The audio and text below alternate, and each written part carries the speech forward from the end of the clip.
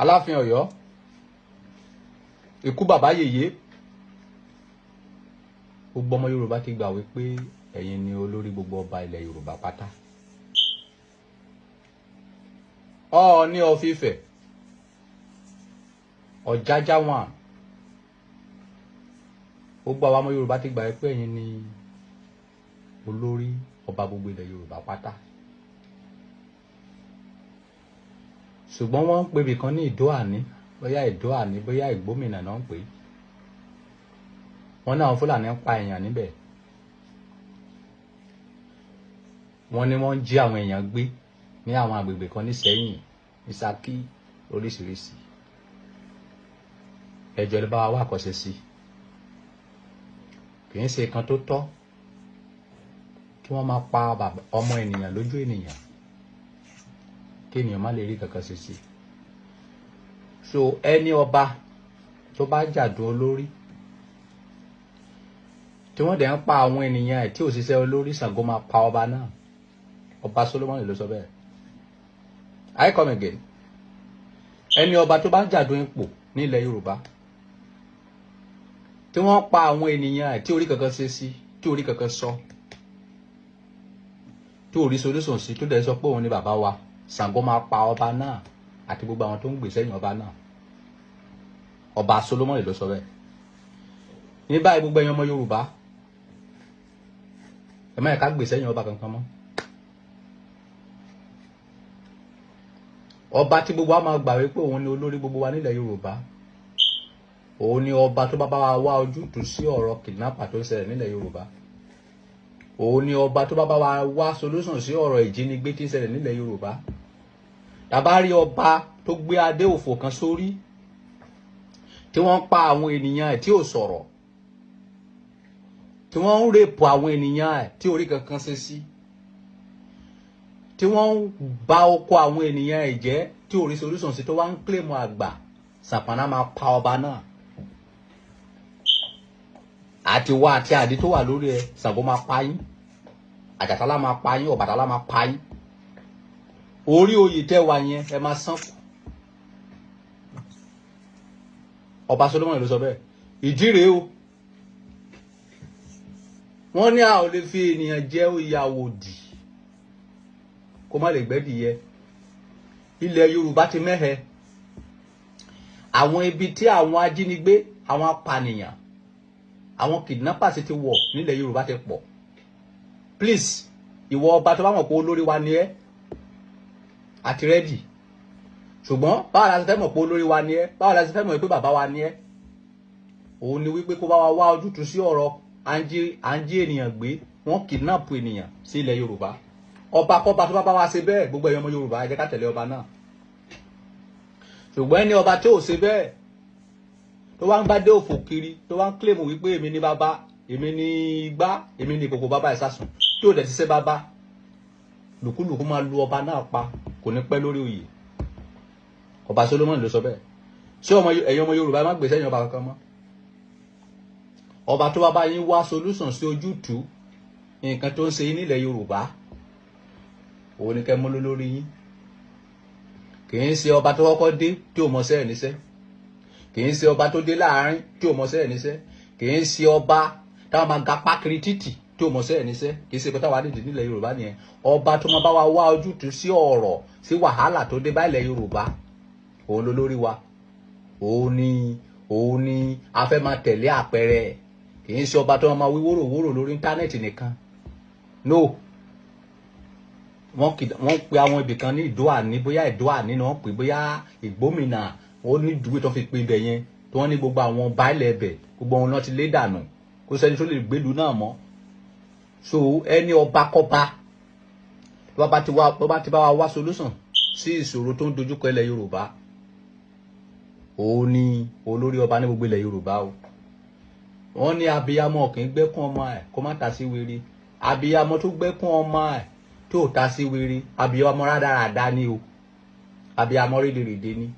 So ẹni ọba kọ́ba tí ó bá ti bá wa wá ojútùú sí ọ̀rọ̀ wàhálà tó dé bá ilẹ̀ Yorùbá, tí Yorùbá máa fi wà ní ìṣọ̀kan, tí wọ́n ní máa jí wa gbé mọ́, tí wọ́n ní máa rèpù wa mọ́, òun ni olórí ọba nílẹ̀ Yorùbá o.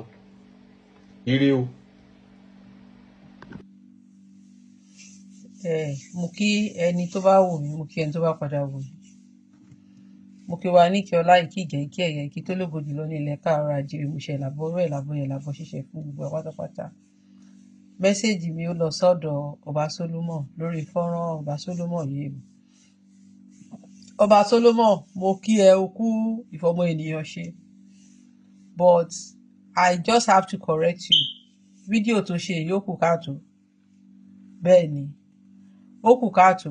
Ó pera ẹ ní ẹni tó ń promote culture and tradition.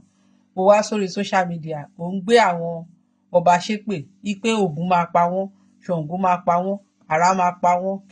Kí ló wà? What are you up to? Number one, lórí nǹkan tó ń ṣẹlẹ̀ ní Kwara State, kò sí ọba kankan tó ní agbára láti rán àwọn ọmọ ogun lọ sí Kwara láti lọ máa protect Kwara. Constitution Nàìjíríà kò fààyè gbà. Nàìjíríà nìkan ṣoṣo mo ti máa ń rí i pé responsibility government a máa ń gbé sí orí àwọn individual. Nílùú òyìnbó, ìjọba ló ń protect ìlú. Yes, government ló ń protect ìlú. Ní Nàìjíríà, president Nàìjíríà ni chief commander of chief of army forces. Àwọn governors, àwọn ni chief security officer of each state. Owó subsidy tí wọ́n yọ kúrò lára epo, wọ́n tún wá fi kún owó security vote tó ń fún àwọn ọba, tó ń fún àwọn governors, ìṣọba, tó ń fún àwọn governors. Àwọn state míì tó ń gba bóyá 1.5 billion tẹ́lẹ̀, ìgbà tí wọ́n yọ subsidy, state míì gba 3.5 billion, wọ́n rí state tó ń gba 6 billion. So, but nǹkan tó máa ń dùn, tó máa ń ṣe mí lọ́lọ́, tó máa ń yà mí lẹ́nu lọ́rọ̀ gbogbo yín ni pé ẹ̀yin sẹ̀kẹ́ kọjú ìjà sáwọn governors pé ẹ̀yin governor wa o, kí lẹ̀ ń wò tí ààbò òfin sí nílùú, ẹ máa bú àwọn ọba tí ò wà tó jẹ́ pé they are vulnerable, wọn ní agbára because the statutory power tí wọ́n ní wọ́n ti yọ láti 1976.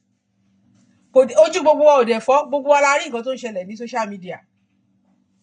Tí wọ́n lọ meeting tí wọ́n sì ṣe ní Èkó ní iṣẹ́ níjẹta ni meeting bí ìjọba ṣe máa fún wọn lágbára láti lè protect ilẹ̀ wọn.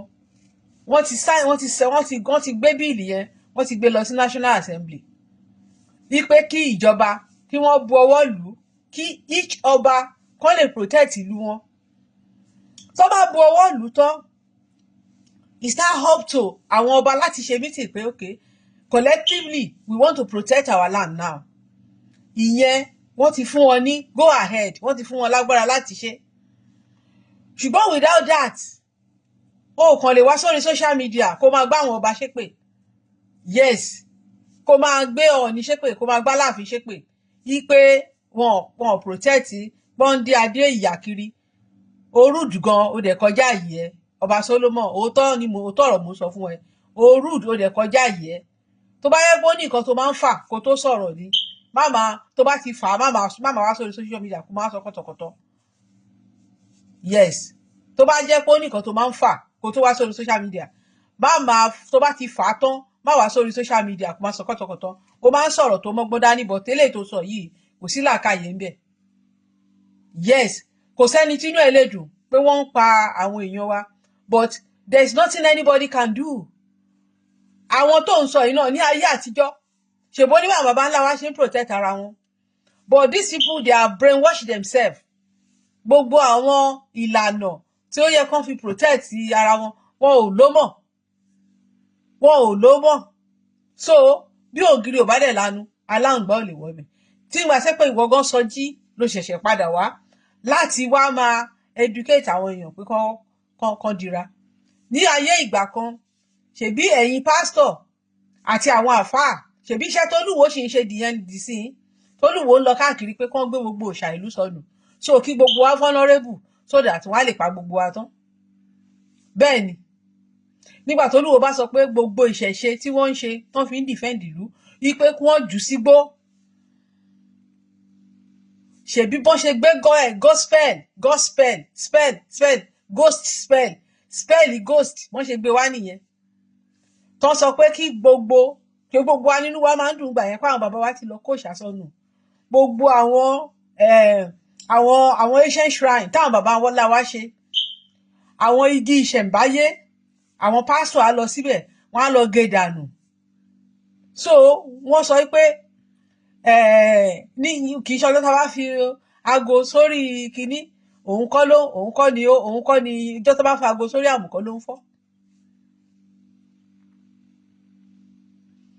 so láyé àtijọ́ yẹn gan ayé àtijọ́ tá à ń sọ kó tó di pé òyìnbó gba agbára òyìnbó tẹ̀ wá dé gan ọba ló protect ìlú ẹ̀ kò sí nínú ìtàn pé collectively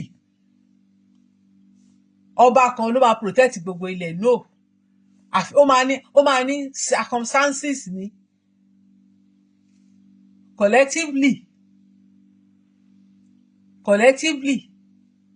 each ìlú ló ń protect ìlú ẹ̀ torí gbogbo ìlú ló ní balógun tán lọ́mọ ogun ṣàṣà nílùú tí ò ní mi wàá sọ àwọn ìlú baálẹ̀ o but ìlú wọn á ní balógun ìlú wọn á lọ́mọ ogun wọn á ní gbogbo ẹ̀ tó ń protect ìlú wọn fún wọn.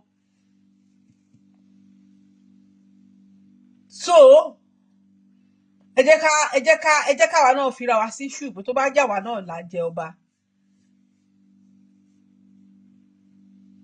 so now you coming out cursing àwọn bàbá wa ó wà insulting ó wà ridiculous which I will not encourage you to continue doing that. mo rí àwọn èèyàn tó ń hèlì ẹ nínú fídíò yẹn but àwọn tó ń hèlì ẹ they have left reality.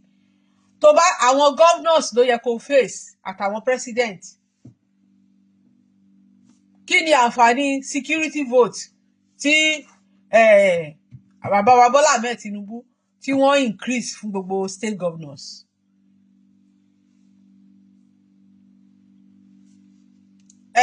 The same government tí wọ́n lè deploy bí over 500 ṣé wọ́n lé ní 500 sójà tọ́nà lọ sílé olóyè Sunday Igboho ṣé gọ́ọ̀mẹ̀ntì ò lè redeploy èèyàn lọ síbi tí wọ́n ti ń pààyàn pé kán lọ save ibẹ̀. gbogbo wa la mọ̀ time Babangida bí ìdíṣà ìbá sọ nígbà Babangida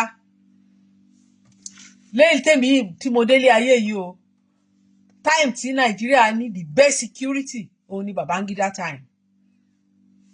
tó o bá ń travel lóru láti Adó Èkìtì nígbà yẹn látàdó tá a bá gba ọ̀nà Ìlaramọ̀kín tá a gbọ̀nà Ìbàdàn security a máa rí àwọn sójà wọ́n máa wà ní gbogbo kò kí ń pẹ́ síra títí a máa fi dẹ́kun. the same way tá a bá kúrò Ìkàrẹ́ tá a bá ń lọ sẹ́kọ̀ọ́ gbogbo all over the country ni Babangida ló deploy security sí tí wọ́n ń protect ìlú nígbà náà. àrùn ti ṣe bí ó wà lẹ́kọ̀ọ́ láyé Márúwá operation sweep. so tí Márúwá tó protect Èkó ńgbà yẹn so kí ni mo gbìyànjú láti sọ ni pé ọwọ́ àwọn governors wa ló wà. then ó yẹ pé bàbá wa Tinubu náà wọ́n lo àwọn OPC ńgbà kan náà láti fi protect Èkó. so ọwọ́ àwọn governors wa ló wà. tẹ máa bú àwọn ọba tẹ máa bú àwọn tó wà ní tó hold the traditional position ẹ kàn ń waste time ara yín ni. yes àwọn governors àwọn ló ní agbára láti lè ṣe kò sọ́ba tó lè ṣe. kò sí ọba tó lè fún àwọn èèyàn ní go ahead pé ẹ lọ wọnú gbó.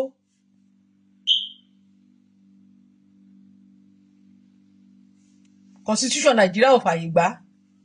ẹ jẹ́ ẹ má yẹ ká máa tanra wa jẹ. yes ẹ má yẹ ká máa tanra wa jẹ now. constitution Nàìjíríà kò fààyè gbà.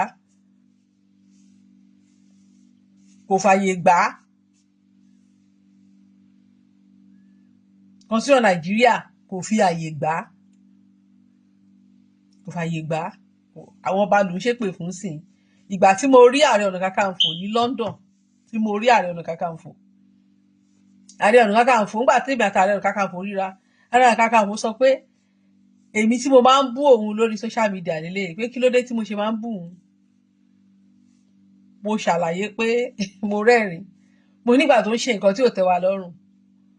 But ìgbà tí Ààrẹ Ọ̀nà Kakanfò gan tó ṣàlàyé ọ̀pọ̀lọpọ̀ nǹkan fún mi, èmi fúnra ara mi gan mo tọrọ dáríjì ẹ̀ṣẹ̀ lọ́wọ́ Ọlọ́run pé mo ti bú several times. Mo rí lẹ́tà, mo fojú ara mi, mo rí lẹ́tà tí Ààrẹ Ọ̀nà Kakanfò kọ sí àwọn governors wípé kí wọ́n fún àwọn OPC ní 6 months kán fi wọnú igbó, kán flush out àwọn bandit. The scene wọn approve ẹ̀. Wọ́n approve ẹ̀.